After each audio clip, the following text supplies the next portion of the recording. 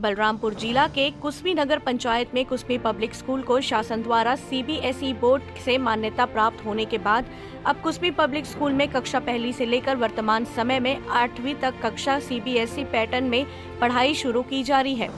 साथ ही 9वीं एवं 10वीं कक्षा की पढ़ाई वर्ष 2023 माह अप्रैल अगले वर्ष से सीबीएसई बोर्ड से मिली मान्यता प्राप्त के अनुसार कुसमी ब्लॉक स्कूल में पढ़ाई शुरू कर दी जाएगी। कक्षा 1 से 10वीं कक्षा तक की पढ़ाई सभी सीबीएसई पैटर्न के माध्यम से शुरू किया जा रहा है।